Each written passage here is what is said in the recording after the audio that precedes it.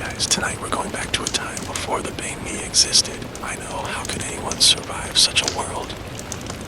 No crusty bread, no pate, no tiny pickle that pokes your gums just enough to wake you up. It was tragic. You probably wouldn't make it. So before you get comfortable, take a moment to like the video and subscribe, but only if you genuinely enjoy what I do here. Let me know in the comments where you're tuning in from and what time it is there. Are you in Saigon too? Or somewhere far away where it's already morning and you're pretending it's not? Now, dim the lights, maybe turn on a fan for that soft background hum, and let's ease into tonight's journey together. You are walking through the heat-soaked streets of Saigon in 1859. There is no electricity, no traffic, and most heartbreakingly, no banh mi. No one is shouting about fresh loaves. No one is slathering anything in mayonnaise. The culinary world is blissfully unaware of what it's missing. Around you, chow, chair, rice in bowls, things wrapped in banana leaves, and regret. You pass through the early version of what would one day be District 1, though back then it didn't have a name. Just dust, oxen, and occasional gunfire in the distance. The French have recently arrived, and the city is holding its breath. You too are holding your breath, mostly because the air smells like wet canvas and old shrimp. A man yells something in French behind you. You don't turn around. You've learned by now that these outbursts are mostly directed at furniture, or humidity, or God. It's unclear. You pass a row of street vendors, nothing like the banh mi carts of modern times. These people are selling porridge, fermented tofu, boiled peanuts, and steamed glutinous rice in coconut husks. A child offers you a sweet potato with both pride and dirt under their nails. Still, there's something strange in the air tonight. Not tension, not danger. Something quieter, like the feeling of stepping into a room where someone has just finished telling a secret. There's a scent. Very faint. You almost miss it. It's a fish sauce. It's not charcoal. It's something floury, warm, like bread trying to exist in a world that hasn't invented it yet. As you round a corner, you see a small clay oven glowing behind a makeshift curtain. There's a man inside, shirtless, sweaty, and completely absorbed in watching something inside the oven with the intensity of a gambler about to lose everything. You can hear the soft pop and hiss of fire against dough. You stand there, maybe out of curiosity, maybe because your feet hurt, maybe because the smell is too strange to ignore. The man glances at you, doesn't say anything, just takes a crude stick, reaches into the oven, and pulls out a half-charred, half-puffed thing. It looks like bread, but only in the way a cloud sometimes looks like a dragon. He pokes it with his finger. It collapses slightly, like it's disappointed in itself. Still, he breaks it open. Steam escapes. You catch a whiff of sourness, not unpleasant, just real. He shrugs, takes a bite, chews slowly, like he's deciding whether it's food or failure. You look around. The street is quiet. A few dogs sleep under a pushcart somewhere. A baby cries in slow motion. The man eats the rest of the not bread and tosses the crumbs outside for no one in particular. Some historians still argue whether this moment, this exact oven, this exact man, marks the beginning of banh mi in Saigon. Others insist it came later with imported ovens and military supply ships. But you were here, and you saw the way he looked at that failed loaf, like it owed him a future. You keep walking. The smell fades as quickly as it arrived, but you remember it, not because it was delicious, but because it was trying. And sometimes that's the start of everything. It's now the year 1860. The air feels a little lighter, and Saigon is changing, but not much. You can still feel the weight of every breath. In fact, breathing feels like a task, something you should be grateful for, even though it's hot and sticky. But there's this sense that something is brewing. Not in a literal sense, there's no banh mi yet, but there's a change. People are adjusting to the presence of the French and the quiet hum of new ideas sneaking into the city. You stroll through the streets again, but now you notice a different kind of energy. There are whispers about a new way of life, a fusion of the old and new. French colonialists have brought their cuisine, their structures, and their oddities. Some people even try their hands at cooking French dishes, sometimes a bit too excitedly. A dish called boeuf bourguignon appears on some menu boards, written in neat French script you can't read, though you assume it involves lots of beef. But then there's the strange collision of ingredients. Vietnamese herbs, spices, and sauces make their way into these French recipes, creating something foreign but comforting. Some say the French influence will be permanent. Others argue that it's just a phase, a passing fad, like a trendy hat you can't quite pull off. One day, you find yourself walking by a new establishment. It's not a bakery, not yet, but it's close. It has that strange smell again, dough, fire, and something unfamiliar, but not unpleasant. It's not bread, at least not as you know it, but it's close enough that your mouth can't help but water. You step inside. The man behind the counter, sweat dripping down his forehead, is holding something that looks like an overcooked croissant, only it's fatter, puffier, with a hint of something savory inside. You wonder if he made it, or just found it somewhere. Either way, he's busy selling these soft, doughy bits to anyone who will buy, and they do. There's something about the way this little bakery smells, the way the bread feels in your hand, that suggests you're at the edge of something.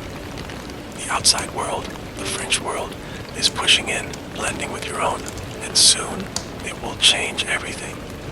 As you stand there, you see people walking by, some French, some Vietnamese, each grabbing a bit of bread or something vaguely bread-like from the street vendors. The smell, faint but pervasive, lingers in your nostrils. It's a smell that will eventually define a city, a country even. Some historians claim this was when the banh mi started to take shape. They argue that the French baguette, imported and perfected by the colonialists, was the catalyst. Others believe it was a combination of circumstances, a meeting of East and West, a melding of local herbs and meats with French techniques. There's no solid proof, no conclusive evidence. All that remains is this faint, almost haunting impression of the city slowly, almost reluctantly, moving towards something new.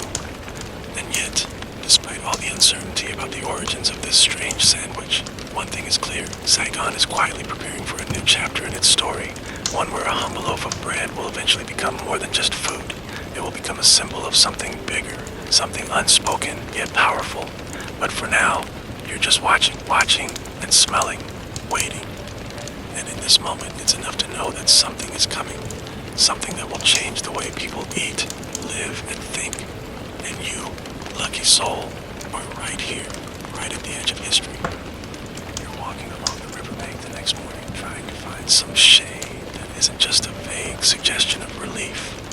The Saigon sun doesn't shine. It leans on you, oppressive and full of humidity. You think briefly about bathing in the river, but then remember the smell.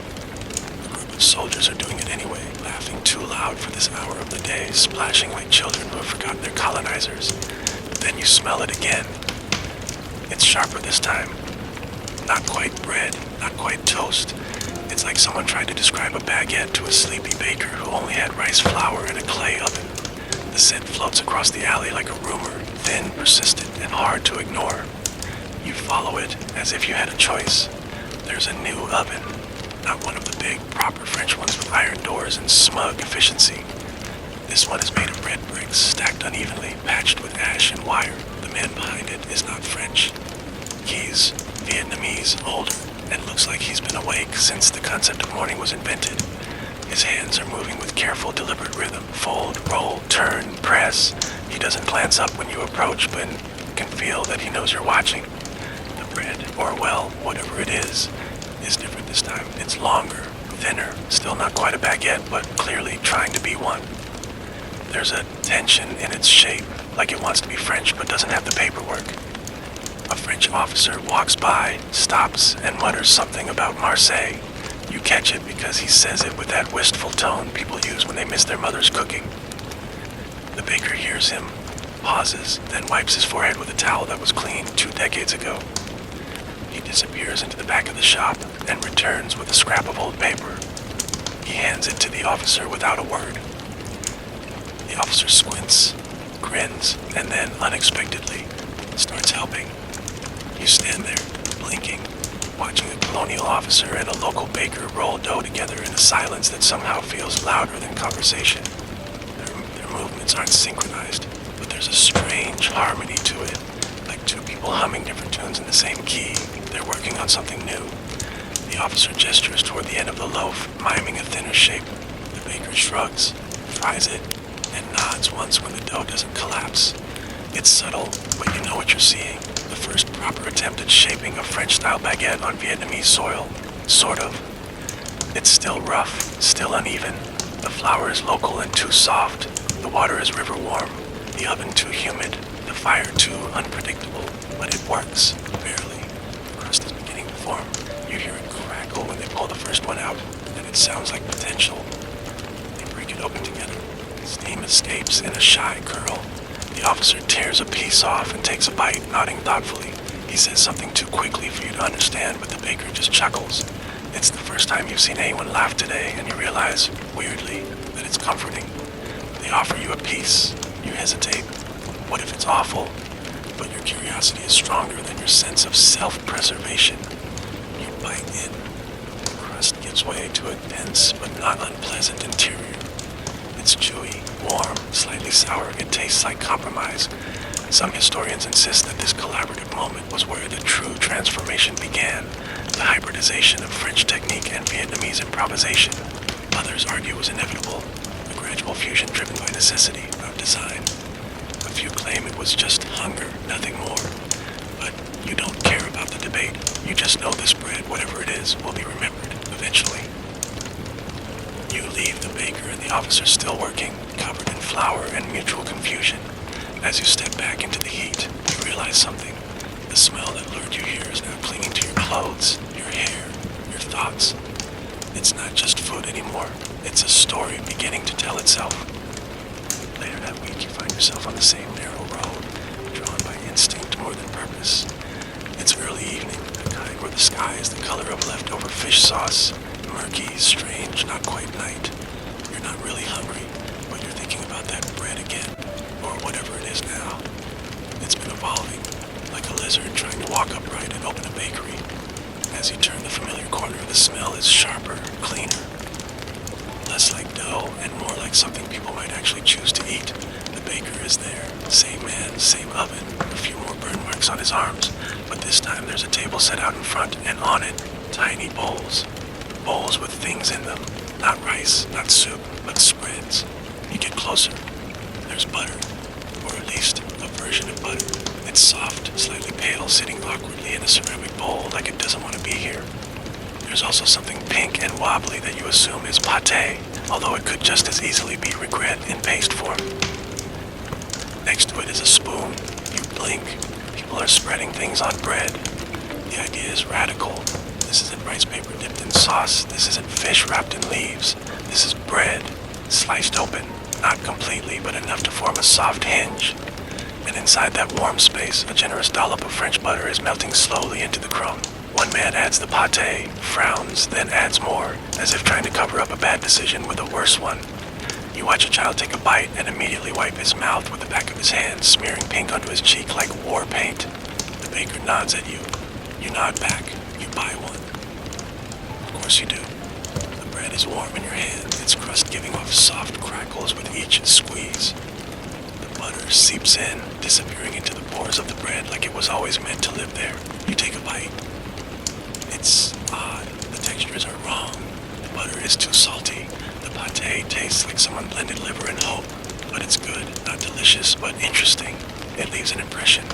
A woman next to you complains that the bread is too hard. Her friend says she likes it. It makes me chew slower, so I eat less. A man with a trimmed mustache declares loudly that he remembers when bread was just bread and didn't need all this French nonsense. No one listens to him. Some historians argue this was the moment, the day the Vietnamese palate first collided with the French idea of breakfast. Others say it was just a marketing trick, a way to make leftover meat more tolerable. A few radical ones even claim that pâté had been introduced earlier by Chinese merchants, not the French at all. But again, none of that matters to you right now. You're standing on a dirt road, surrounded by people who are tasting something unfamiliar and pretending they've always liked it. And maybe they have. Maybe they've been waiting for something new without knowing it. You included. The baker offers you a second one, this time with a pinch of salt and chopped shallots on top. You eat it without thinking, and for a brief moment, your brain forgets what year it is. You lean against a post and watch as more people gather. Some are curious, some skeptical. One man walks away muttering it'll never catch latch on. The rest stay. They chew slowly. They talk about texture. And just like that, the idea of bread with filling becomes less of a curiosity, more of an option. It's still clumsy, still unfinished, but now it has purpose. You glance up at the oven, where the next loaf is already turning golden at the edges. You wonder if anyone truly understands what's happening here. Probably not. But history isn't always made by declarations. Sometimes it's made with a spoonful of butter and a loaf that won't stay closed. You return a few days later, just as the sun begins to sink behind the rooftops, casting long, lazy shadows over the clay tiles and bamboo fences. The heat has softened, but not disappeared. It's the kind of air that sticks to your neck like a whispered apology. You arrive at the same spot. By now it feels inevitable, and notice a small line forming. Not a queue exactly, more like a loose crowd of people pretending they're not waiting. They're here for the bread. But it's not just the bread anymore. It has something inside it now.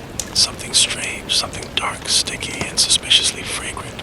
You watch as a young woman takes a bite and nods slowly, like she's just solved a very gentle mystery. You ask someone what's in it, and they answer without hesitation. Mumruk, fermented shrimp paste. You pause. Because of course someone tried that. The first banh mi fillings are not elegant. They're not carefully curated. They're experimental in the way children mix drinks at buffet tables. Chaotic, hopeful, mildly dangerous. Some people are trying soy sauce and pickled mustard greens. Others add leftover fish. One man insists the best version is just bread dipped in condensed milk. No one agrees on anything except the bread itself. It's improving. The baker, now wearing a towel around his neck like a badge of honor, has adjusted the recipe.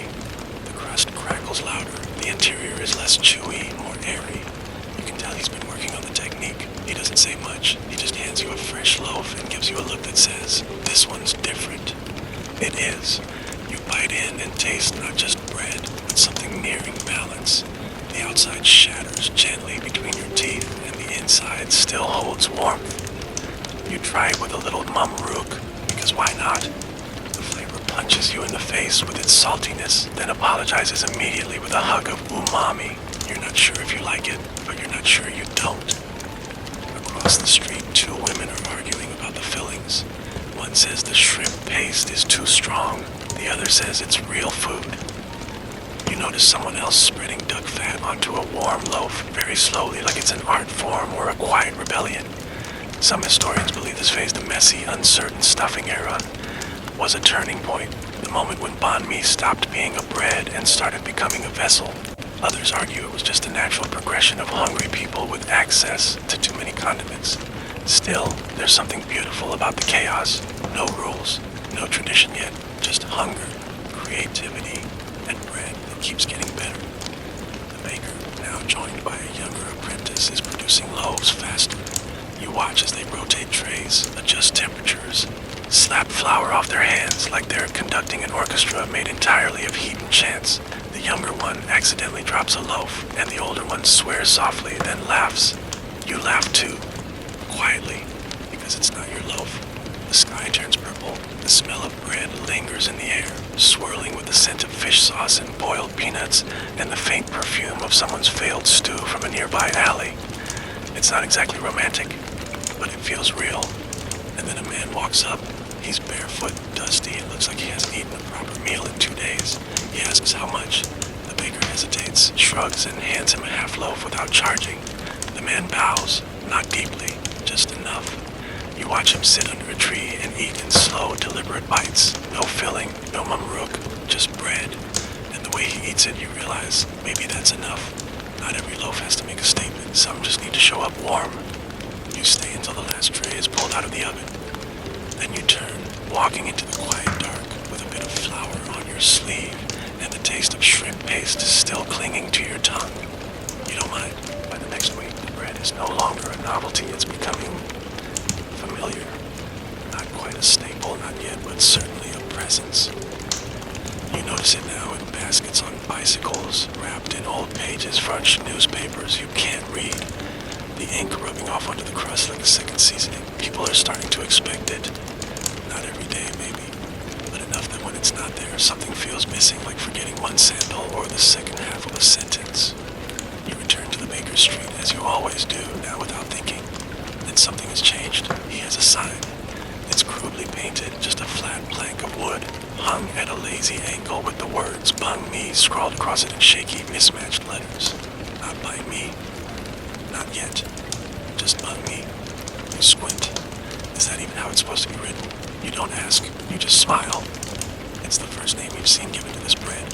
It looks absurd. A little wrong, but it's brave, like a child naming their pet dragon Steve. It doesn't have to make sense. It just has to feel like something. A French officer passes by, pauses in front of the sign, and tilts his head. Then he shrugs and walks on, leaving a small cloud of pipe smoke and colonial indifference in his wake. You take your usual place near the corner of the stall. The baker is inside, looking particularly flowery today, as if he lost a fight with a cloud. There's a small stack of loaves beside him, all cooling on a wire rack that sags slightly in the middle like an old hammock. He looks up, gives you a nod, then goes back to rolling dough. But you notice something else today, not just the sign. A shift in the customers. There's a man in a government uniform, a woman in a silk owl dye, a delivery boy with no shoes, a French nurse, a local school teacher, all waiting for their loaves, all pretending they're not watching one another, but absolutely doing just that. And the bread, it's improving. The crust is thinner, crisper. The interior has become soft enough to fold slightly when pressed. You see someone slice it lengthwise and add not just filling, but vegetables. Pickled carrot, cucumber, a few leaves of something vaguely minty. It's a mess, a wet, sliding mess, but it looks incredible. You ask the baker if the sign means anything. He says it means it's mine. That's all. You nod. Some historians debate whether this was truly the first time the term Banh Mi appeared in writing. Others say it was a corrupted version of pain to me, borrowed and twisted by local pronunciation. There's no agreement. The sign has long since disappeared, painted over or burned in some fire no one wrote about. But you remember it. Banh Mi, a name given in crooked letters before the world was ready for it. You take your loaf and sit nearby, under a patched awning that blocks about 40% of the sun. You bite into the bread and think absurdly about how language begins, not in books, but on signs hung crooked in the heat. The taste is better today, not because of the ingredients, but because of the idea. This bread now has a name, and somehow that makes it real. It rains the next day. The kind of Saigon rain that doesn't fall, it plummets. The sky doesn't ease into it, doesn't test the mood. It just opens like a bucket over a city that never quite dries. You're caught in it, of course. Everyone is. Umbrellas flip inside out like failed ideas. Ponchos stick to bodies like unwelcome truths, and still, you walk. Because you're heading to the bakery. Because now, it's a habit. You arrive soaked, dripping like a sad lantern. But you're not alone. A small crowd has already huddled under the awning, steam rising from them like dumplings left too long in the pot. And there, behind the counter, is the baker. His oven glows like a warm heartbeat in the gloom. But something's different. He's not alone.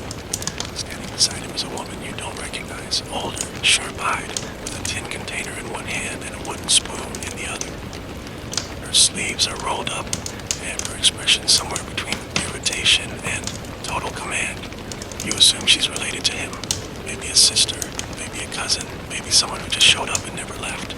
She's doing something strange. She's taking a warm loaf, still steaming from the oven, and slicing it open. Not a polite slice, a decisive one.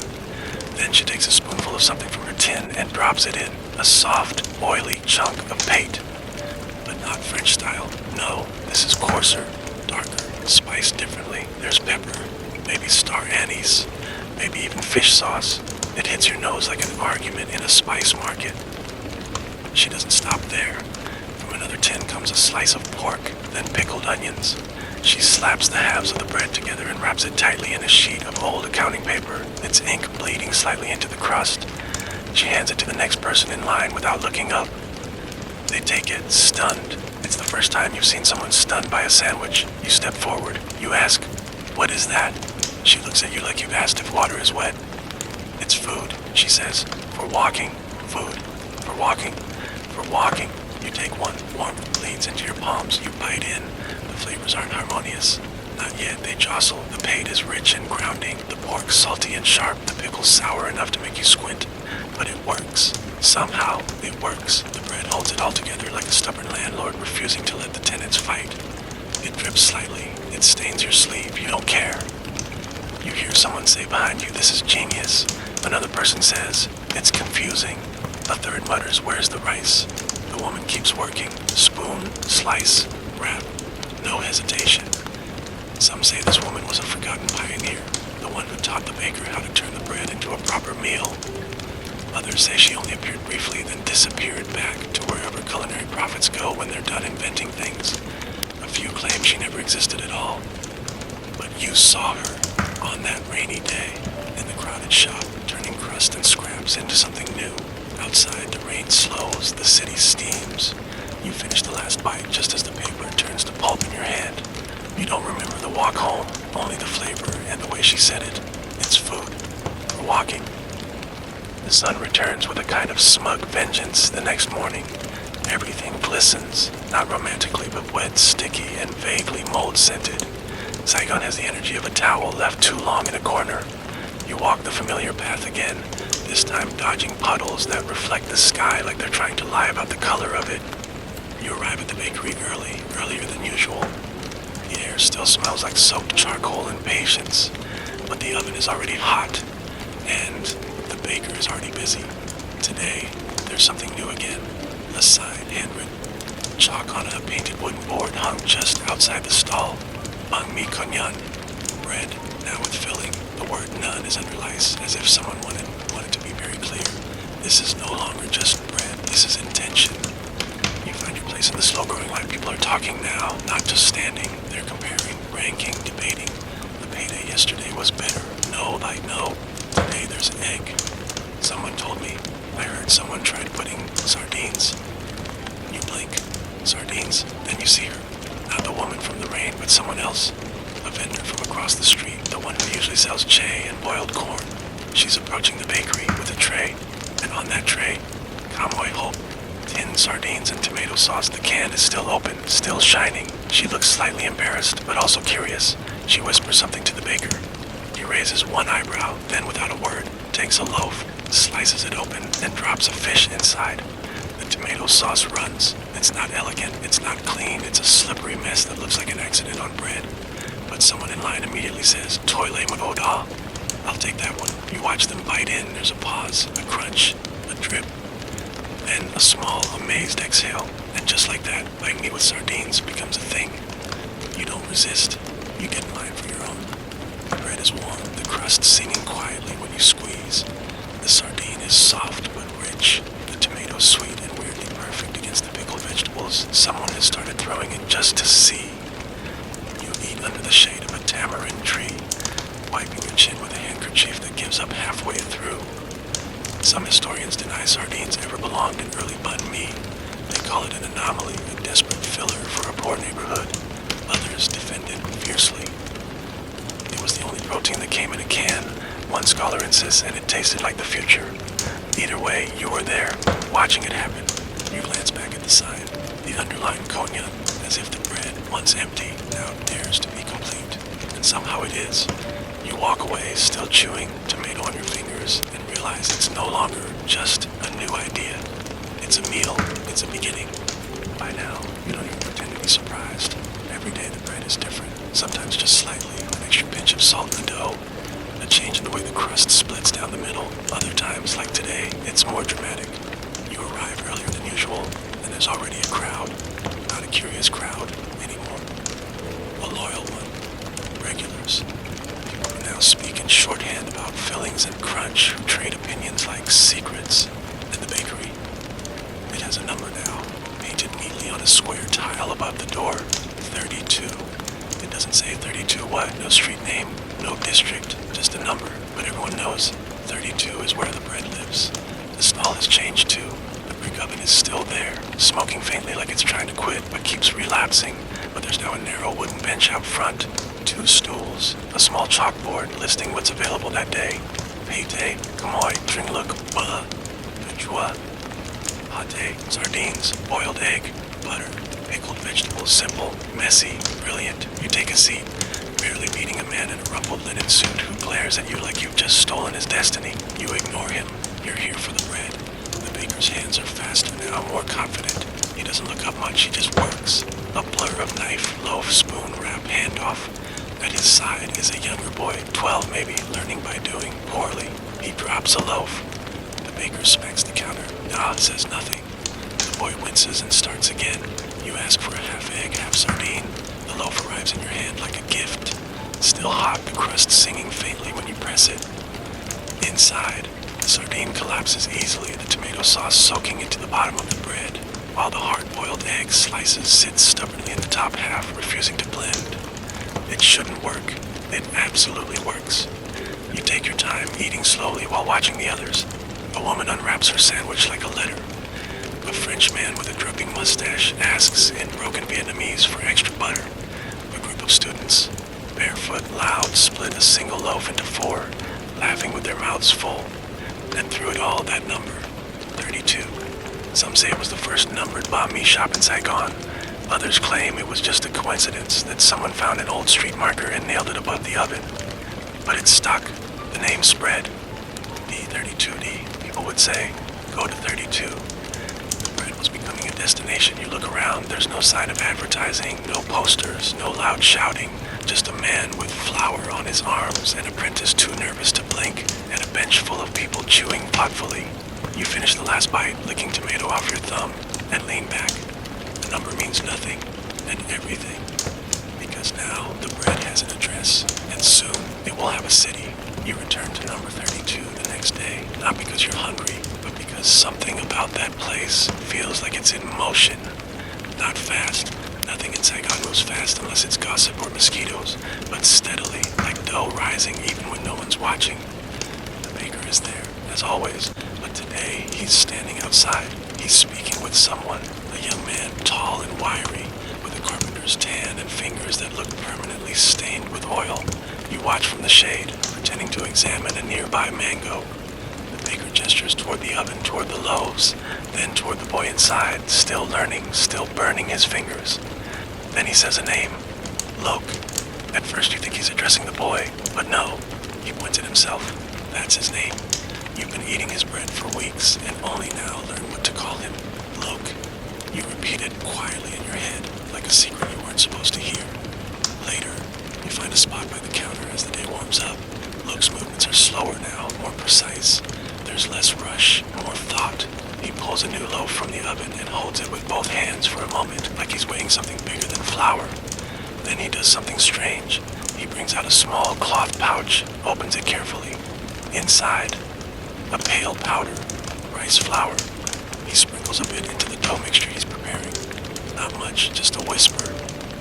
The assistant watches, wide-eyed. You lean closer. The dough today is different, lighter, almost floating in his palms. You wonder what he's doing until he speaks, just loud enough for the boy to hear. Wheat is fine, he says, but rice is home. You pause. Rice is home. It makes sense in your chest before it makes sense in your head. You think of every meal you've ever eaten, every table where rice was expected, inevitable, comforting, and now it's in the bread. You order a loaf and watch as it bakes. The crust emerges thinner but cracklier, the inside softer, gentler. The bite is delicate but holds the flavor, faintly sweet, vaguely nutty, something you can't name, is familiar. Not foreign, not French, Vietnamese. Some culinary historians years later will write about this moment, the blending of rice flour into the traditional wheat dough, as a subtle act of rebellion or reclaiming. Others argue it was purely practical. Rice was cheaper, easier to find, especially for a man like Lok who lived closer to the docks than to any patisserie. But you were there. You tasted it, and it felt like a language being rewritten, loaf by loaf. The name Banh Mi still hangs crooked above the stall, and now when people ask what's in the bread, they're not just asking about pate or sardines, they're asking about origin. Lok doesn't say much, he never does. But when he hands you your loaf, still hot, still wrapped in yesterday's newspaper, you hear him say almost to himself, bread should remember where it came from. And that day it does, it remembers home. It's nearly midnight when you find yourself back at number 32. You hadn't planned on coming. Who plans on midnight bread? But something led you here. Maybe the sound of your stomach, or maybe the quiet pull of ritual. The city has stilled, finally. Saigon after dark isn't silent, but it exhales differently. Lamps flicker, dogs bark once, then decide it isn't worth the effort. Even the mosquitoes seem slower, and yet the bakery is open. The oven glows like a cold-hearted lantern, and Loke is there alone. His shirt is open at the collar, his sleeves rolled high, his hair damp either from effort or humidity. He doesn't look tired, he looks occupied, as though the bread requires something from him beyond baking. The boy is nowhere to be seen. You step closer, feeling almost guilty. Are you interrupting something? But Loke glances up and gives you the smallest of nods. You're not a guest anymore. You're just part of the place. Then, behind you, a voice. Thick French accent. Slurred. Monsieur, pan. You turn. A French soldier, clearly drunk, is swaying on his feet like a poorly stacked crate of wine. His jacket is open, boots muddy, a cigarette dangling from his lips as though even the smoke is too tired to rise. He points at the loaves on the counter. Pain francais. Luck wipes his hands on a rag and gestures at the bread. The soldier squints, takes a step forward, then, oddly, picks one up and holds it to his face. You watch him frown. Non, ce n'est pas. He trails off, confused. Then, with some effort, he places the loaf on his shoulder, like it's a towel, like it's a scarf. You're trying not to laugh. Luck's expression doesn't change. He folds his arms and waits. The soldier stares at the bread resting on his shoulder, seems to realize what he's done, and lets out a confused chuckle. Murd. He shrugs, tears off a piece of the crust, and eats it. Then he pauses. Chews again. There's a long moment where he stares at the wall like it's just told him a secret. Then quietly, c'est bon. Luke doesn't say anything, just nods once and slides a second loaf across the counter. The soldier pays with a few damp coins and a button. Then he stumbles off into the night, chewing thoughtfully, bread still in hand. Some historians mention this story, a lone French soldier accidentally discovering Vietnamese bread at midnight. Others dismiss it as legend, too absurd to be real, but you saw it. You saw the way he bit in and forgot, just for a second, that it wasn't from home. You step forward, Luke offers you a fresh loaf. No fillings tonight, just bread. Plain. Hot. You take it. It's perfect. No butter. No pate. No pickles. Just crust and crumb and the hush of the oven behind you. You eat slowly as the city sighs. Some things don't need invention, they just need someone to notice. And that night, the bread was enough. The mornings after rain always feel like they're trying too hard. The air is wet, but proud of itself, like a mop that thinks it's a miracle.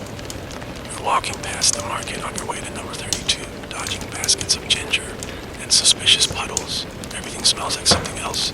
Wet garlic, fish water, and somewhere underneath it all, yeast. That's what leads you in. Today, Loke isn't at the front. The apprentice is, his hands white with flour and nervous energy. He's shouting something you can't quite hear over the sound of chopping from the back room. The oven is going, the bench is full, and the smell is sharper than usual. Darker, almost sour. You ask the boy what's different. He shrugs. Hit men, out of yeast. You blink. The stall is full of bread, but no yeast. How? You glance at the loaves cooling on the rack. Smaller, rougher, with cracks along the sides like they've been scolded. Then Luck emerges from the back, carrying a wide ceramic bowl like it's made of secrets. The contents are bubbling faintly. The smell, tangy, yeasty, slightly sweet, hits you the moment it's exposed. You ask what it is. He replies simply, chua, sour. He sets the bowl down and begins mixing it into new dough, slowly, carefully, as though the mixture might speak if he presses too hard. He explains, mostly to the boy, partly to you, that it's made from flour, water, and time. 3 days, to be exact, left to sit, left to breathe, a natural starter. The bread from this batch will rise differently, will taste different. You wait. Not long. Luke already has some loaves ready. Smaller, denser, the crust more brittle, like it's trying to hold in something intense. He slices one open and offers it to you. No filling, just the bread. You bite in. Awake. It's not what you expect. It's not gentle. It hits you in the back of the mouth with a zing of sour and salt, then fades into something nutty and warm. You chew slower. It demands it. The boy takes a bite of his own and winces. Luck laughs, not mockingly, but like someone proud of a storm. He says something about the French having rules for bread and how chua breaks them all. That in the right hands, failure becomes flavor. Some say this was the beginning of Saigon sourdough, though no one called it that then. Others claim the shortage of commercial yeast during the rainy season was common, and that chua was simply what poor bakers used when they had nothing else. But for you, this loaf feels defiant. A bread made not from ingredients, but from waiting, from trusting that time knows what it's doing. You finish it in silence. Luck wipes his hands and begins the next batch. The bowl of bubbling starter rests nearby, breathing almost alive. You ask him how long it can last. He says, if you feed it, it never dies. You nod, pretending you're thinking about bread. But really you're thinking about something else. About how something's sour just right. About how mistakes left alone become memory. And how sometimes the best flavor takes its time. You return to number 32 one quiet afternoon when the sun is too lazy to burn and the street is coated in its strange midday glaze. Half sleep, half soup. The dog naps under a cart. A boy is selling sugarcane juice with more yawns than customers. Everything feels paused, but not the bakery. Inside, there's a visitor. Not the usual, not a French officer, not a curious vendor, not the barefoot kids asking for crusts. This man is new, stocky, broad-shouldered, his shirt buttoned all the way up despite the heat, and his accent Guangdong. He speaks fast, too fast for the apprentice who stares like he's listening to wind. But Luke understands. He nods, gestures, listens more. The visitor opens a small tin, unwraps a cloth, and reveals what looks like a meatball the size of a peach. Round, gleaming, smelling of garlic and five spice. You know that smell. Shumai. You step closer. The man breaks it open with a spoon. Inside, mince pork, soft, fragrant, juicy enough to drip.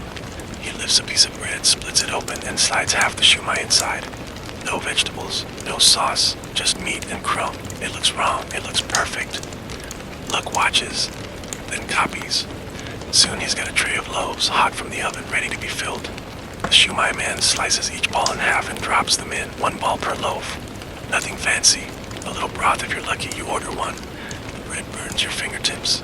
The pork steams against your lip. The first bite nearly collapses the whole thing in your hand. But the flavor is deep, peppery, rich. The bread soaks the juices like it's always meant to. You close your eyes without meaning to. This isn't paint. This isn't French. This is something else entirely. The man explains through bits of Vietnamese that he makes shumai for dock workers. Easy food, protein fills the belly fast. No one thought to put it in bread. Until now. Some say this was the birth of the Chinese-style banh mi variant, especially popular in neighborhoods close to the port. Others claim it was just a moment, a hungry guest, a curious baker, and a loaf willing to absorb the story. A woman in line asks for 2. She says her husband hasn't had meat in a week. Another man bites into his and mutters, "This is dangerous," before ordering another. Luck doesn't change much. No sign, no announcement. He simply adds a scribble to the chalkboard. Shumai, 5 shu. You sit on the bench chewing slowly and watch grease drip onto the newspaper wrap. It creates a perfect circle, a little sun of flavor on yesterday's headlines. You don't say much. No one does. But from then on, whenever someone asks for the heavy one, they mean this. The one with the meatball. The one that holds together barely until the last bite. The next few days pass with a kind of lazy momentum Saigon knows best. Nothing happens quickly, but somehow everything changes. You return to number 32 late in the afternoon, just as the shadows start reaching longer across the street and the air smells like heat cooling off its temper. The line is longer today, not just because of the shumai. Something else is going on. There's an argument. You step closer. 2 men are standing near the bench, one waving a half-eaten loaf in the air like it owes him an apology. The other crosses his arms, defensive. It's not supposed to be sweet, one says, voice tight. The French put sugar in bread. The other insists, I read it somewhere. The first scoffs, this isn't France. Luck calmly slices another loaf. You glance at the chalkboard. Today's menu includes something new. Banh mi not bovasua. Sweet bread with butter and condensed milk. You blink. Butter and condensed milk. You lean in. Watch as someone orders it. The assistant, still shaky with a knife, slices the loaf open and slathers a thick layer of French-style butter onto the hot bread. Then, with the slow care of someone pouring gold, he adds a glossy stream of condensed milk. The bread soaks it in greedily, shining in the light. You hesitate. Then you order one. The first bite is jarring. Butter melts instantly, soaking your lower lip. The milk is is thick, nearly floral in sweetness, but clinging to your tongue like a lullaby made of sugar. The bread, still crackly on the outside, yields to the softness within. It tastes like breakfast, or dessert, or both, or neither. You're not sure if you love it, but you want more. Across the bench, a teenager declares it's the best version yet. An older woman shakes her head, muttering something about teeth. Meanwhile, a group of students pull their coins for one loaf, then spend 10 minutes licking the paper wrap clean. Some say this was the moment when we became a divided nation, sweet versus savory. Others claim it was always meant to be both. That food, like language, was never supposed to pick a side. Look doesn't argue. He just shrugs. Some days, he says, people want cake that fights back. You sit with that thought. Cake that fights back. You finish the last bite, wiping your fingers on a napkin that used to be an old menu. Condensed milk has left a bright streak across the crust like a comet. It's absurd. It's delicious. It's confusing. And, this is the kind of bread that starts debates and ends friendships. But you also know it'll sell out before sunset because some things, when they don't make sense, make the best memories. It starts with a whistle, sharp, official, and far too clean for a place that smells like roasted garlic and paper smoke. You look up from your half-unwrapped loaf just in time to see two men in uniform approach number 32. Not military. Worse. Bureaucrats. One is holding a clipboard, the other is already frowning, which feels like his natural state. They move with the slow certainty of people who believe clipboards are weapons. The crowd around the stall pulls back, not alarmed exactly, but cautious the way people retreat from incoming rain. Luke steps forward, wiping his hands on his apron. His brow is calm, but his jaw has that quiet tension, the kind you only see when someone's trying not to say exactly what they're thinking. The clipboard man clears his throat. Inspection. Sanitation. He says it like he's announcing a funeral. Luke nods, gestures toward the oven, the counter, the stacked loaves. The assistant stands frozen, a knife still in his hand, halfway through a sardine loaf that now drips tomato onto the cutting board in slow motion. The inspectors begin. They check the flour bin. They sniff the butter. One of them prods the pickled daikon with the suspicion of a man who once got food poisoning and never forgave vegetables. You stay close, pretending to be a regular customer, which by now you are. Where's your license for meat storage? One asks. Luck replies with a simple, in the meat. That doesn't help. Where are your gloves? He holds up his hands. These are them. The younger inspector scribbles something. The other leans down and opens a small wooden crate behind the counter. Inside are a few leftover loaves from yesterday, too soft to serve, probably meant to be turned into breadcrumbs or forgotten entirely. He pulls one out, sniffs it theatrically, then bites. He chews, then chews. You can see it. He wants to hate it. Wants to write unsanitary in big red letters and shut the whole thing down. But the crust cracks right. The crumb is soft. The taste is undeniable. He swallows. Still, he says, brushing crumbs from his shirt. We'll be back in a week. You need proper cooling, separate cutting boards, and the sardine tins, they need to be labeled in Vietnamese, not French. Lug bows slightly. Not in agreement, just acknowledgement. The men leave. You exhale. Some historians call this the first formal government intervention in street food regulation in Saigon. Others say it was just an excuse to get a free sandwich. Either way, from that day on, you start noticing changes. The knives are cleaned more often. The butter is kept in a small clay pot, half buried in wet sand to stay cool. The pickles are now kept under a cloth cover, not just a lid. There's even a hand-washing station, well, a bucket and a bar of soap tied to a stick. Still, it counts. The menu stays the same, the flavors too. But there's a new awareness in the air, that when something becomes popular, it also becomes visible. And when it becomes visible, someone will try to measure it. You finish your sandwich in silence. It still tastes like risk, but now also like responsibility. You return on a Monday morning, not expecting much. Saigon Mondays are notoriously slow. Carts roll later, dogs bark less, and even the air seems to hit the snooze button. But as you approach number 32, you stop. There's smoke, not the gentle, fragrant kind. This smoke is black, curling, angry. You run the last few steps. The bakery is still standing, but barely. The oven is scorched, its bricks cracked and bleeding soot. The wooden shelves are blackened, the counter charred, the awning above half melted like a sugar sculpture left too long in the sun. Luke stands outside, hands on hips, staring at the damage as though if he blinks hard enough it might undo itself. The apprentice is there too, barefoot, wet and pale with shock. A water bucket lies on its side nearby. There's a singed broom against the wall.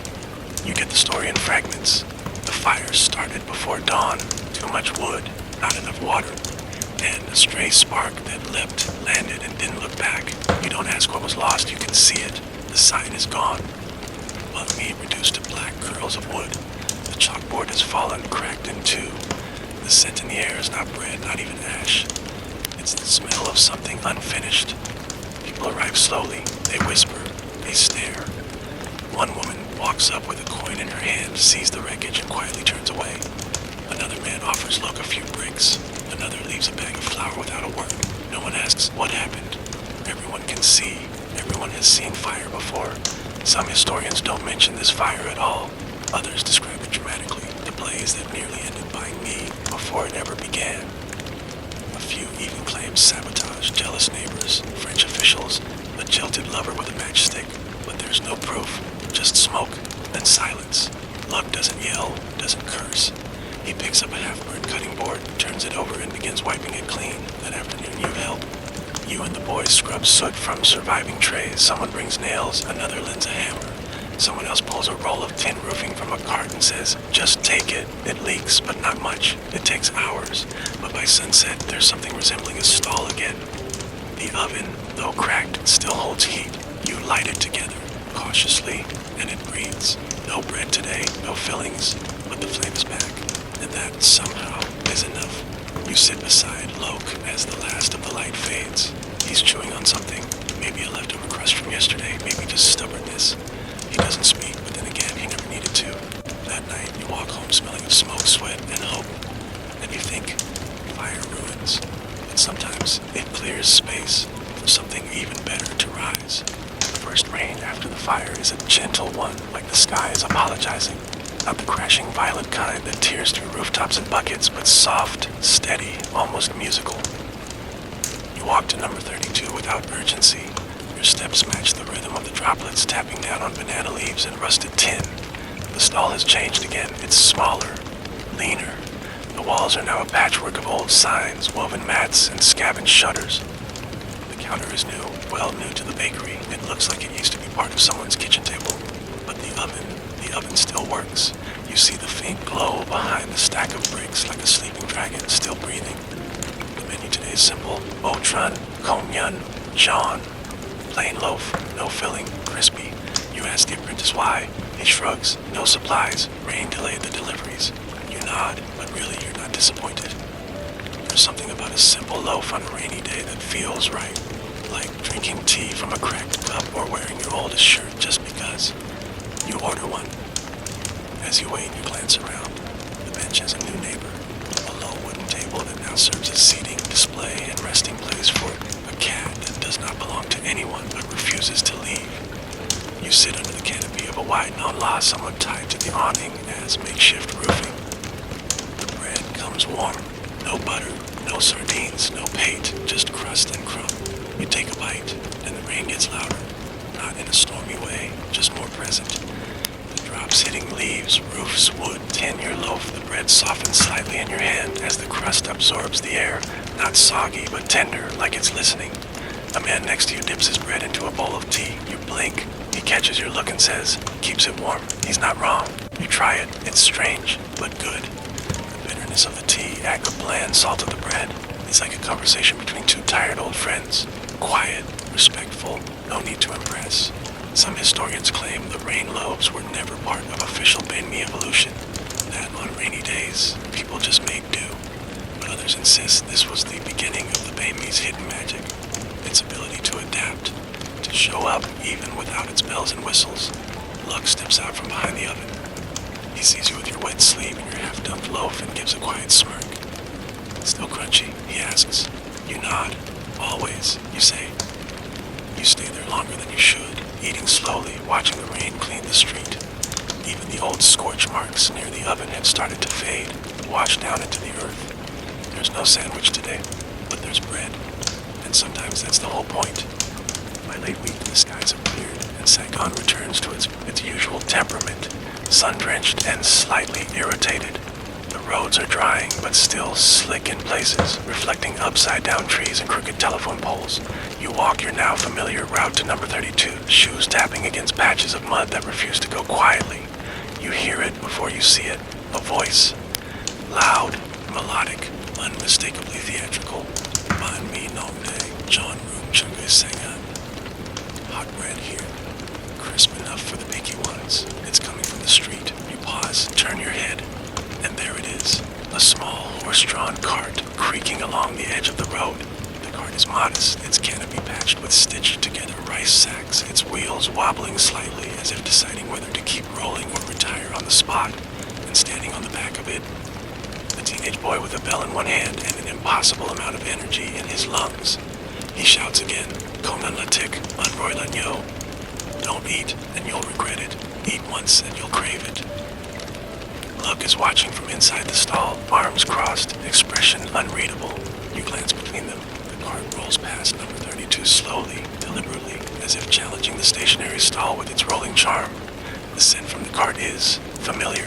Bread, butter, a whiff of grilled pork, though it might just be hope. The crowd at number 32 is thinner today. Not gone, just curious. You hear whispers. He's got pickled mango in his banh mi. He sings opera when he makes change. He gives a free chili for every 2 loaves. You look at Luke. He doesn't move, doesn't yell, doesn't chase. He simply pulls out a tray, lifts the lid, and reveals a fresh batch of loaves, crust still humming with heat. He works slower today, more deliberately. Every cut, every smear of paint, every placement of pickled daikon feels defiant. You order one, it's perfect. You can't help it. You follow the cart for a few blocks. You just want to see. The boy on the cart sings as he slices. He talks to the bread. He jokes with his customers, offering them extra cilantro if they can tell a joke better than his. His banh mi is thinner, flashier. He wraps it in red paper and stamps it with a logo he clearly made himself. A dancing baguette. It's good, but it's not yours. Some historians call this the rise of mobile banh mi vendors, the first step toward the modern food cart era. Others say it was simply inevitable. When a thing becomes good, it spreads its legs and wheels. But you were there when the cart rolled by number 32. You saw how Loke didn't flinch, because he knew something the boy didn't yet. It's not just about moving, it's about staying and building something people want to return to. You head back. You pass the old stall again. The oven still breathes. The cat still sleeps on the bench. And the loaves still crackle as they cool. At night, you dream of banh mi with wheels, but you wake up craving the one made of bricks. It's a few days later when you hear the music, not from a cart, not from a temple, but from the back room of number 32. It's faint at first, like a radio left on low or someone humming without realizing. You tilt your head. It's not Vietnamese, not French either. It's Kai Lung, the soft twang of an Tran, the melancholic rise and fall of a voice drenched in longing. You step into the bakery and pause at the doorway. Inside, everything is normal. Almost. The bread is baking. The assistant is sweating over a mountain of pickled carrots. The knives clink gently against wood. But Loke isn't at the counter. He's in the back room. And he's not alone. 4 French soldiers are sitting on overturned crates. One has taken off his boots. Another is holding a half-eaten banh mi in one hand and swaying slightly. They're watching, transfixed, as a local singer, barefoot, hair tied in a cloth, eyes closed, delivers a Kailang aria with the kind of gravity usually reserved for funerals or first love. The soldiers don't understand the words, but they understand the feeling. You move quietly, leaning against the doorway. The singer finishes, opens her eyes, bows once, and leaves through the side door without a word. The room stays silent for a moment, as if unsure whether applause would be disrespectful or simply futile. Then, one soldier claps, softly. The others join, not loud, just enough. Luke steps forward with a tray of fresh banh mi, places it down and says without looking at anyone, 5 sous each, or a song. They laugh, but they pay. You find your usual spot by the bench, now slightly warped from recent rains, and unwrap a loaf. It's got a new ingredient today, grilled lemongrass pork. Smoky, sweet, charred just enough to remind you that perfection often starts with fire. You eat slowly, thinking about the music. Some historians leave this part out entirely. The French soldiers, the Kowloon, the temporary army forged not through treaties, but through crust and sorrow and steam notes in a humid room. Others claim it was an early example of banh mi as cultural diplomacy, a moment where theater and sandwich met halfway between war and misunderstanding. But you don't think about any of that. You think about how those soldiers, far from home, overdressed for the weather, trying to eat politely, sat still for 10 whole minutes without speaking, and how the bread tasted better afterward. Not because it changed, but because they listened. You finish your loaf. Outside, the city hums again, streetcars rattle, vendors yell. A woman balances 3 baskets on one shoulder and curses the sun. But something's different. For once, it all seems in tune. Just slightly, just for now. And you wonder, maybe that's all a banh mi ever had to do. Not into war. Just hold still long enough for someone to feel something. The morning feels off. The air is heavy with something unsaid, like everyone knows a secret, but no one's brave enough to say it first. You head to number 32, feet dragging slightly, unsure why. You're not hungry, not really. But something about that space, those walls of smoke and bread and old wood feels necessary today. You arrive just in time to see it happen. A small boy runs up to the counter, breathless, eyes wide. He tugs at the assistant's sleeve, who barely looks up, mid-slice on a thick pork and pickle loaf. "No pate?" the boy asks. The assistant freezes. Loke appears behind him, holding a shallow tin, tilting it slightly. It's empty. He turns it over. A single glop slides out and sticks to the edge like a last word. "No more," he says. The boy stares at the tray like it personally betrayed him. He doesn't cry, just nods solemnly and walks away without ordering. And for some reason that hits harder than it should. You blink. The assistant shrugs. The supplier didn't show up. Loke adds, maybe tomorrow, but no one believes that. The pay comes from a small farm outside the city, one that's been dodging taxes, French patrols, and hungry cats for months now. Rumor is they've been bought out, or shut down, or both. The line gets restless. Someone suggests switching to canned pate. Someone else says no. It's not the same. One woman pulls out a tiny container from her bag, homemade. "I can sell you some," she offers. Loke looks at it, smells it, and says gently, "Too sweet. You order a plain pork banh mi. It's good, but it's not complete. You miss the way the payday used to spread under the fillings, that thin, salty layer that held everything together like quiet glue. Now the sandwich is just a stack of things, meat, herbs, pickles standing next to each other, not talking. Around you, people chew slower, less satisfied, still eating, but with that faraway look in their eyes, like something important had slipped between the layers and disappeared.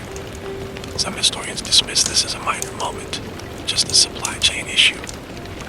Others point to it as proof that even the smallest part of a banh mi matters, that removing something can be louder than adding it.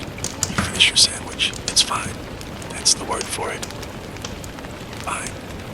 But as you throw away the wrapper, you hear someone behind you mutter, "It's not the same without it," and you feel that in your chest more than your stomach. Because they're right. The patty wasn't the main act. It was the foundation. A whisper that made the shout work. You walk home with a strange craving for something that isn't even about taste. It's about balance and the quiet things that hold everything together. It happens quietly, which is the only way strange things ever happen at number 32. One morning you arrive early, before the heat, for the motorbikes start their daily bickering with the pavement. The air is cool, still wearing its dawn clothes, and the sky above Saigon is the soft gray of an old shirt. You expect the usual. Look behind the counter, bread cooling, butter softening in its clay bowl. But instead, you find a mystery. An untouched tray sits on the counter. On it, 5 perfect loaves, all missing their crust, just gone. You look closer. Not torn, not broken.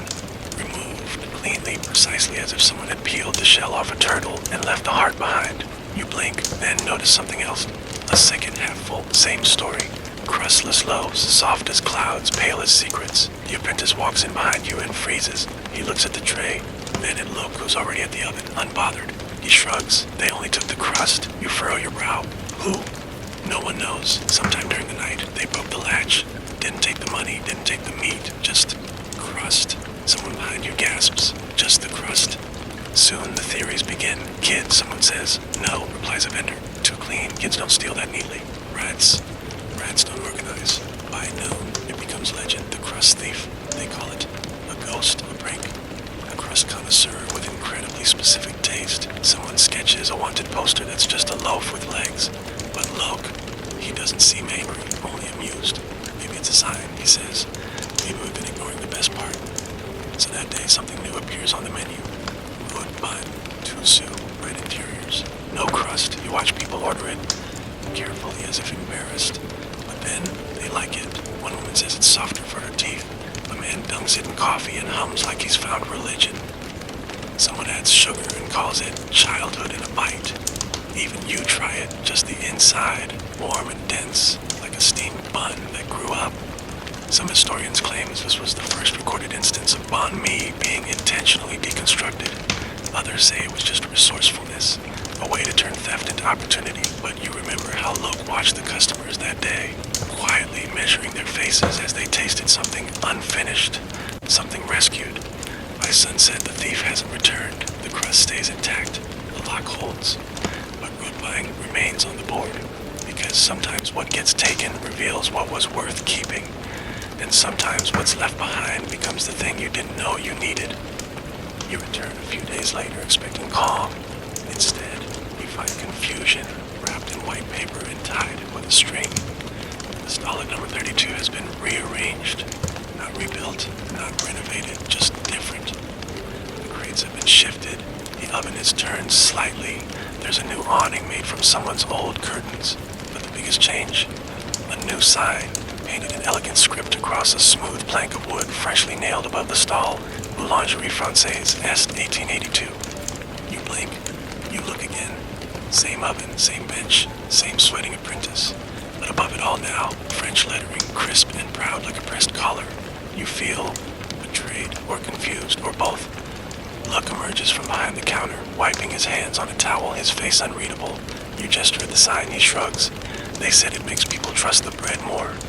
Who? You ask. He nods toward the end of the street. There, 2 men in polished boots and stiff linen coats stand beneath a white canopy. Behind them, a storefront. New, clean, too clean, with glass windows and matching uniforms. Above the door, a golden framed sign identical in script to the one at number 32. Boulangerie Française, Saigon Premier, a French-owned bakery. Same idea, same bread, same ingredients, only theirs has marble counters and menus in 2 languages. You walk over, out of curiosity or anger or both. Inside, it smells correct, like a textbook. The loaves are lined up perfectly, each the same length, the same color, the same air of privilege. There's soft music playing from a gramophone. A boy behind the counter bows at you, smiles with polished teeth, and offers a sample slice with truffle butter. It tastes like nothing. You leave. Back at number 32, someone's eating on the bench. Elbows on knees, bread dripping with fish sauce and pickled carrot, face messy, happy. They don't look like they care who wrote the sign. Look is slicing pork slowly, deliberately, like he's resisting a rhythm, not his own. You ask him how he feels about the new place. He smirks. They copied the name. They forgot the fire. Some historians call this the beginning of banh mi diplomacy, when the French tried to absorb the thing that was absorbing them. Others argue it was a branding war, pure and simple, and customers were now choosing between authenticity and air conditioning. You bite into your sandwich. It's warm, uneven, cracking just right. The cilantro is too long. The pate is uneven. There's a single rogue slice of chili near the bottom. It is perfect. The other bakery might have the name, might have the funds, might have the uniforms, but number 32 has you, and people like you, and bread that doesn't need to match to matter. You stay until closing. That night, someone steals the sign, not the French one, the original one. Banh mi. Luck doesn't replace it. He doesn't need to, because the name now is everywhere. In mouths, in memories, in crumbs. By now, you know who shows up at number 32 without needing to ask. The cast of regulars has become its own little theater. The uncle who always forgets his coin purse, the woman who critiques every loaf but never skips a day, the barefoot boy who insists chili makes him stronger. But today, there are strangers. You notice them right away, not by their clothes, which are ordinary, nor by their expressions, which are curious but quiet. You notice them by what they carry: a notebook, a like a customer, not like a tourist, like a surveyor, like someone collecting something. Luke sees them too. He says nothing. The apprentice whispers something in your direction. They're writing a story about banh mi. You pause mid-chew. Across the bench, a man in a tan jacket scribbles something quickly as a loaf is sliced. Another woman asks someone in line how often they eat here, how many fillings they've tried, whether they prefer sardines or shumai. The answers come between bites. Cautious, half-chewed, sometimes honest. Then you notice the real story. It's not the questions, it's the answers people don't say. The Saigon driver eating alone, nodding silently at the same time every day. The couple who split one sandwich wordlessly, the paper wrap torn down the middle like a ritual. The man with ink-stained fingers who always removes the pickles, sets them aside, eats last. No one's writing that down. You take a bite. Today's special has caramelized shallots. A quiet triumph hidden beneath a slice of pork. You can taste the extra second someone gave to the pan. That's the kind of thing you remember. Not the price, not the brand. One of the writers walks up to Loke and asks, "Do you know who your most loyal customers are?" He looks up from his bread. "All of them," he says. The woman waits, pen poised for more, but that's all he offers. Some historians will later pull stories from these notes, quotes, data, analysis. They'll map the spread of banh mi from humble stall to international staple. They'll list ingredients, region variations, economic impact, but they'll miss this moment. You, sitting on the bench, overhearing lives and bites, watching a man laugh too hard with a mouth full of pickled carrot. Noticing the way the bread cracks just slightly louder when it's fresh from a new batch. One of the writers asks for a discount. Luke says, "Only if you spell it right." They don't. The bread, however, is still excellent.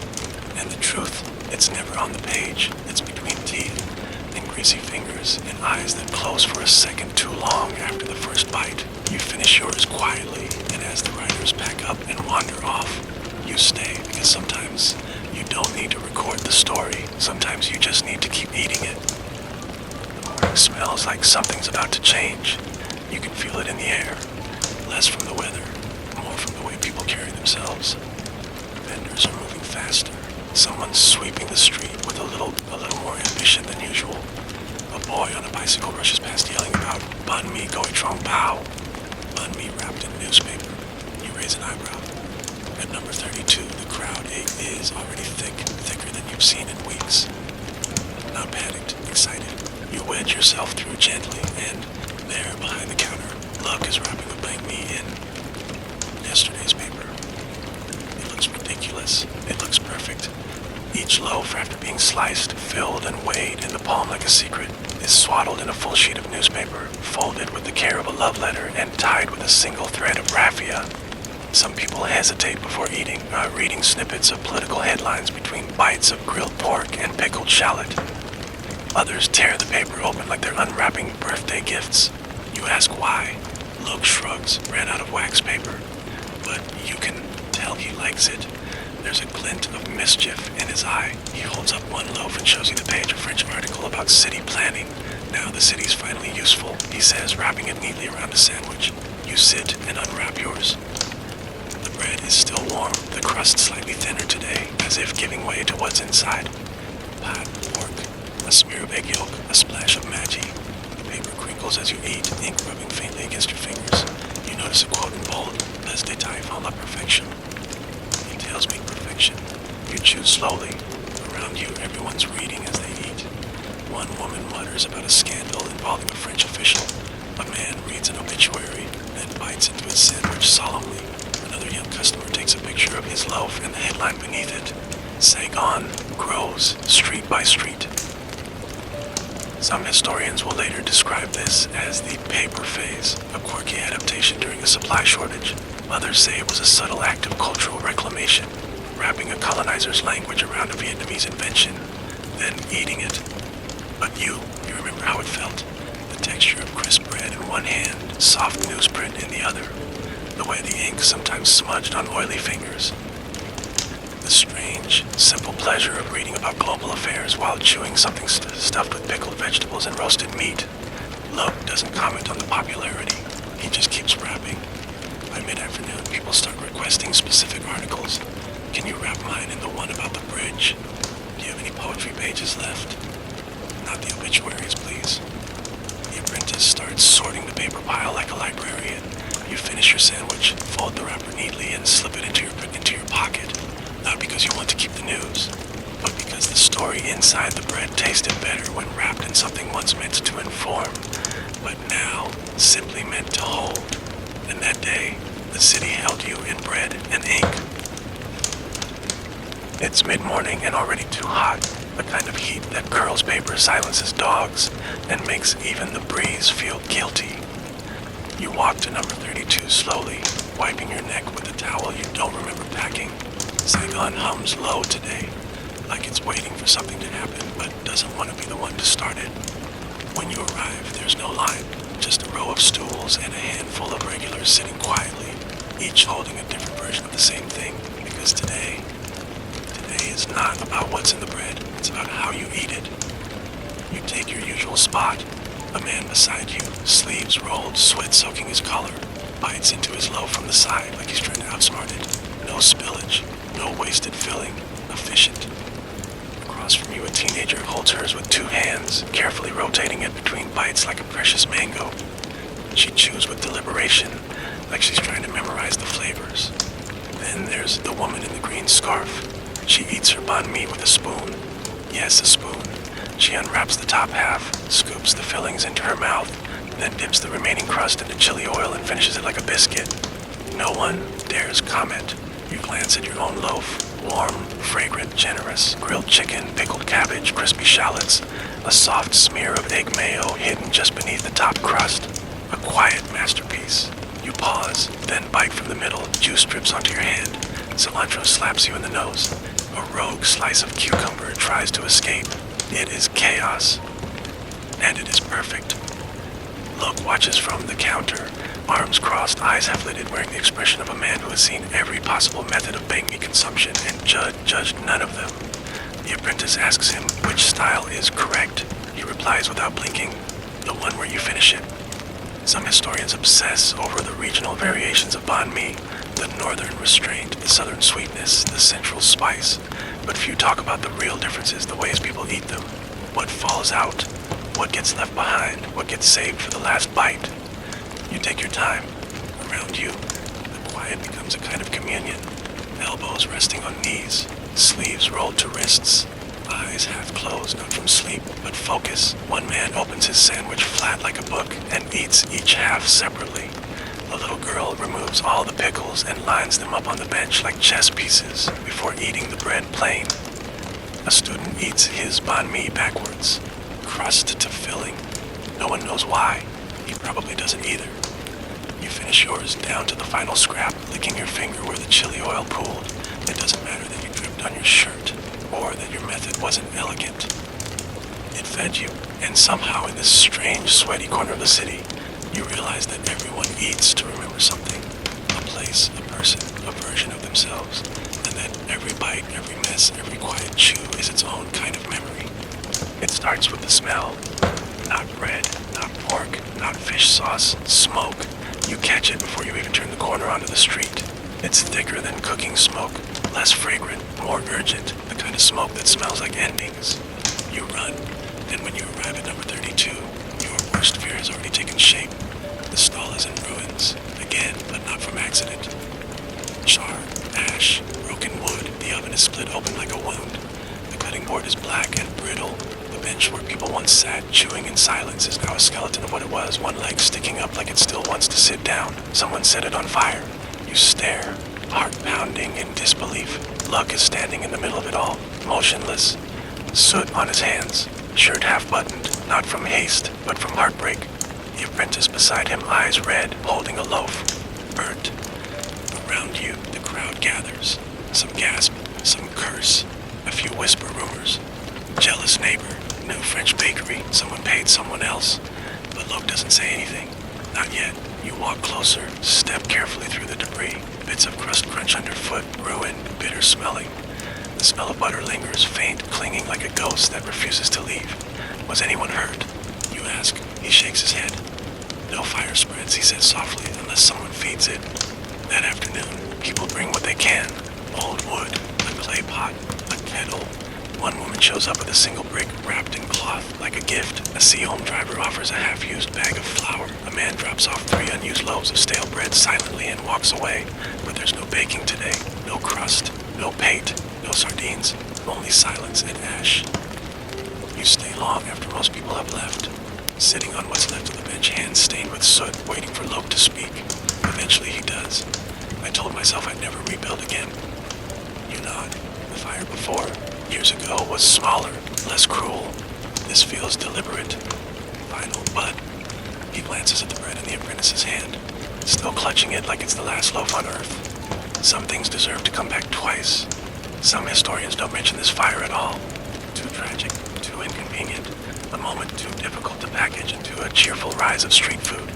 But those who do, those who dig, say this was the turning point, the death of the original stall, the start of something else, something that wouldn't just be rebuilt, but reborn. You leave late, covered in soot with no sandwich in your stomach, but something in your chest is full, because bread burns, but the hunger it answered, that doesn't go away. 2 days pass, and on the 3rd morning, you wake to the sound of hammering, not the sharp, angry kind, but steady, determined, rhythmic, like someone tapping at the walls of the world saying, we're still here. You follow the sound back to number 32, except it's not 32 anymore. The original stall is gone, reduced to blackened posts and a heap of ashes. But just beside it, half a step away as if rising from its shadow, is something new. A frame. 4 bamboo poles lashed together with strips of cloth, a roof of woven palm, and at the center, an oven. You blink, it's not the same oven. This one is older, smaller, unevenly rebuilt from leftover bricks. You recognize some from the rubble, others newly donated. There's even a piece of tile with a floral pattern, probably salvaged from someone's bathroom. It doesn't look like much, but it's warm. The heat is back. Loeb is there, sleeves rolled high, hair damp with sweat and resolve. He doesn't speak, just nods. He's already shaping dough. Next to him, the apprentice kneels beside a makeshift counter. It's a door, laid flat on 2 crates. The cutting board has been burned at one corner. The knives are newly sharpened, but it's what's under the counter that catches your eye. 2 things, a can of sardines unopened, and a ceramic jar with the word pate scratched faintly into its side. You look around, people are already gathering quietly. Some help carry bricks. Others sit on the curb, waiting. Someone starts cutting pickles on a plate balanced on their knees, while a woman arrives with a bag of herbs from her garden and doesn't say a word, just places them gently beside the cutting board and walks away. And when the first loaf comes out of the rebuilt oven, the crowd doesn't cheer. They exhale as if they'd all been holding their breath since the fire. Loeb slices it, no fillings today, just bread, just crust and crumb. He hands it to an old man who's been coming since before anyone kept track. The man takes it, sniffs it, closes his eyes, then bites. The crackle is louder than you remember, or maybe it's the silence around it that makes it ring. You get yours next. It's hot, not perfect. The crust is a little uneven, the bottom slightly scorched, but you bite in, and there it is. The same warmth, the same rise, the same story. Some historians call this the Phoenix stall. Others simply note, business resumed within 72 hours. But no one can write what it felt like to be there, to see people eating while sitting on overturned buckets, to hear a child laugh with a mouthful of cilantro, to watch Luck pull a loaf from a scarred oven like he's extracting something holy. You sit on the sidewalk, knees to your chest, eating slowly, and as the sun rises over this patchwork bakery, you realize this is not a comeback, this is a continuation. Bread doesn't need a perfect oven, just hands that refuse to stop aching. The morning after the stall returns, something unusual happens. No one leaves. They order, they eat, but then they stay. Some lean against walls, some sit cross-legged on the sidewalk, a few bring folding stools from home like they knew they'd want to linger. It's as if number 32, though technically gone, is now less a stall and more a space. A gathering. The line moves. The bread keeps coming. But the people, they settle. You take your usual spot, though there's no usual anymore, not since the bench burned. Today you sit on an upside-down bucket. Next to you a man plays with a spoon, tapping it against his knee like he's tuning a guitar. Across from you, a woman unwraps her sandwich with reverence, then tears it neatly in half, offering a piece to a stranger without a word. And past the edge of the crowd, you see a small cart. Wheels, brass corners, a painted sign, this one spelled right. Banh Mi Saigon, original recipe. It's headed for the docks. The cart's owner, a young man with a starched shirt and a salesman's grin, waves at Luck. Heading to Paris, he says, patting his chest proudly. Exported straight from Saigon. They love it there. Luck doesn't respond, just continues slicing bread. But you can see the tension in his jaw, the pause in his hands. The cart leaves. Some historians mark this moment as the internationalization of Banh Mi. The day it boarded ships, crossed oceans, entered cafes with white plates and silver cutlery. Others say it had already begun long before. But something about seeing that cart roll away feels final. Are you going to export too? Someone asks Luck. He wipes his blade. No, he says, I'm going to feed. Later that day, someone brings a gramophone. They set it on a table made from 2 crates and a plank of wood. From the speaker, a soft melody drifts through the street like smoke from a gentle fire. A few people hum along. Someone claps on the offbeat. The smell of grilled lemongrass and chili oil fills the air. You finish your loaf slowly. It has cold cuts today, thin, sharp, garlicky, layered with pickled green papaya and crushed black pepper. It's precise, confident, the kind of sandwich that knows where it stands. You look around and realize something strange. You're not in line for food anymore. You're part of a rhythm, a breathing, chewing, waiting, humming rhythm. It's not about ingredients, it's about time, about returning, about knowing where to stand when the bread comes warm. And that day, as one Banh Mi leaves Saigon on a cart, another is handed to a child who's never tasted it before. And both are part of the same story. The morning is quiet, not silent, just soft. The kind of quiet that arrives only after something long and loud and meaningful has finally begun to rest. There's no crowd today, no music, no fire, no fanfare, just bread. You arrive before the sun breaks through fully, when the sky is still the color of oversteeped tea and the street is washed in the faintest hint of gold. Luck is already there, kneeling beside the oven, coaxing it awake like an old friend. His movements are slow, respectful. The apprentice sits nearby, shaping dough with both hands now, no longer clumsy, no longer a boy. The bench is gone, but no one seems to miss it. Everyone stands now, or squats, or leans. No one's in a hurry anymore. You order your usual, but there's no menu today, no chalkboard, no prices. Instead, Luck looks at you and asks, what kind of morning is it? You think for a second. Gentle, you say. He nods, slices a loaf, and begins to build. Pickled lotus root, a strip of egg omelet, a whisper of chili oil, no meat, no fuss, just warmth, just enough. He wraps it slowly, hands it to you without a word, and begins the next. You sit on the curb and take your first bite. The crust crackles like autumn leaves underfoot. The inside is soft and fragrant, egg and vinegar and memory. It tastes like something that knows how to end. Around you, others eat too. Quietly, no one asks for more. No one critiques the filling. No one posts photos. They just chew. They just breathe.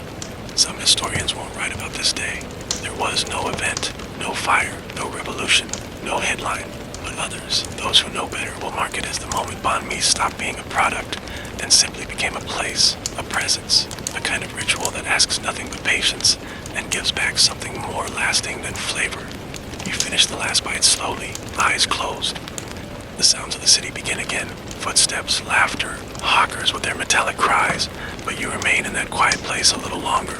Just bread, just breath, just being. And as the oven crackles behind you, as love pulls one more loaf from its glow, as the street begins to move again, you feel something exhale inside you. Not satisfaction, not nostalgia, something older, something steady. The story ends here not with a bang, not with a bite, but with a calm fullness, the kind of peace only bread can teach you. End of script. Sweet dreams.